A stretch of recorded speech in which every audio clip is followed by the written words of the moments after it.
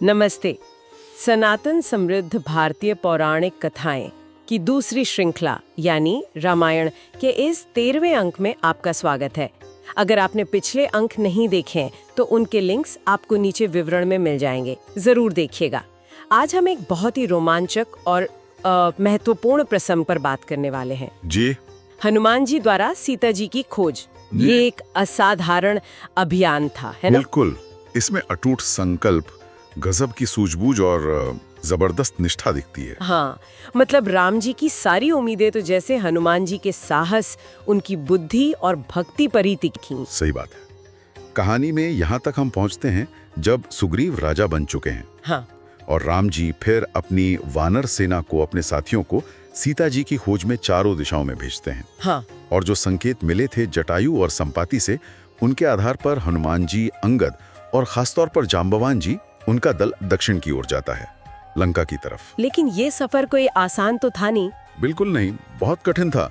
जब वो दक्षिणी किनारे पर पहुंचे तो लगभग सारी वानर सेना थक चुकी थी, हताश हो गई थी। हाँ, मतलब उम्मीद छोड़ने लगे थे वो लोग। और यही कहानी में एक दिलचस्प मोड़ आता है। निराशा के इसी माहौल में जांबवान जी हनुमान जी को उनकी भूली हुई शक्तियां याद दिलाते हैं। अच्छा, वो दिव्य शक्तियाँ। हाँ, उनकी उड़ने की क्षमता, या जैसे वो इच्छानुसार रूप बदल सकते थे, और सबसे बढ़कर राम जी के सबसे अहम भक्त और दूत के रूप में उनका जो मिशन था वो याद दिलाया। ये तो बहुत अहम मोड़ था।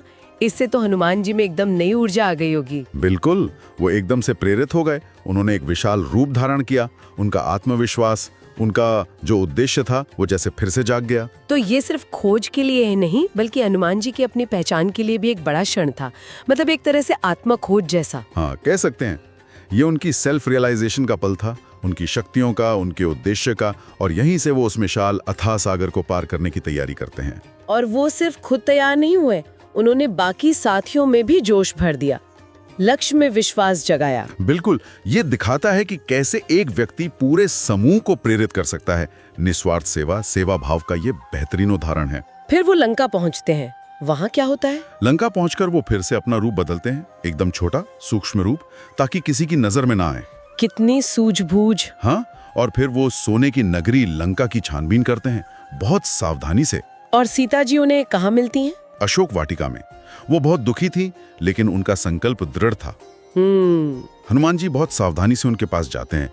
पहले सीधे अपनी पहचान नहीं बताते, राम जी का गुणगान करते हैं, ताकि सीता जी को विश्वास हो जाए। हाँ बिल्कुल, उनके डर को शांत करते हैं, उन्हें राम जी के प्रेम का आश्वासन देते हैं, और फिर वो राम जी की दी हुई अंगूठी दिखाते हैं। वो अंगूठी, वो तो एक बहुत बड़ा प्रतीक थी, है ना, आशा का? हाँ, पवित्र प्रतीक। उसे देखकर ही सीता जी को पूरी तरह विश्वास होता है। और सीता जी भी बदले में हनुमान जी को कुछ देती हैं। जी, सीता जी अभिभूत होकर हनुमान जी को अपनी चूड़ामणि, एक कीमती रत्न, राम जी के लिए प्रमाण के तौर पर देती हैं। चूड़ामणि? हाँ, और साथ में अपना संदेश भी भेजती हैं, अपने सास का, अपने प्रेम का और अटूट विश्वास का। वाह, ये तो मतलब विश्वास और आशा का एक अद्भुत आदान प्रदान था। बिल्कुल, ये अंगूठी और चूड़ामणि महज चीजें नहीं, बल्कि भावनाओं, विश्वास और संकल्प के प्रतीक बन जाते हैं। तो इस पूरी यात्रा से, हनुमान जी के इस अभियान से हमें क्या मुख्य बातें सीखने को मिलती हैं? देखिए, कई गहरे सबक हैं इसमें। पहला तो यही कि अगर खुद पर और अपने परमात्मा पर, अपने लक्ष्य पर विश्वास हो तो असंभव भी संभव हो जाता है। सही। दूसरा, सही मार्गदर्शन और प्रोत्साहन, जैसे जांबवान जी ने हनुमान जी को दिया, वो कितना परिवर्तनकारी हो सकता है, किसी की सोई हुई क्षमता को जगा सकता है। टीम वर्क और प्रोत्साहन। हाँ बिल्कुल। और तीसरा कि घोर निराशा में भी आशा का एक छोटा सा काम, एक छोटा सा प्रतीक, जैसे वो अंगूठी या चूड़ामणि, वो पूरी बाजी पलट सकता है, भाग्य बदल सकता है। हाँ, हनुमान जी की निष्ठा यहाँ एक पुल बन जाती है, खोए हुए प्रेम और फिर से मिलने वाले प्रेम के बीच का जीवित पुल। ये तो बहुत गहरा विश्लेषण है।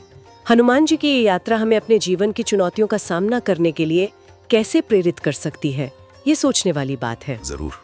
इस पर आपके क्या विचार हैं, नीचे टिप्पणी में जरूर साझा करें। और अगर आपको ये चर्चा ज्ञानवर्धक लगी हो तो प्लीज इसे लाइक करें, शेयर करें और हमारे चैनल को सब्सक्राइब करना ना भूलें। जी बिल्कुल। ताकि आप अगले अंक की सूचना पा सकें। आज जुड़ने के लिए बहुत बहुत धन्यवाद। धन्यवाद।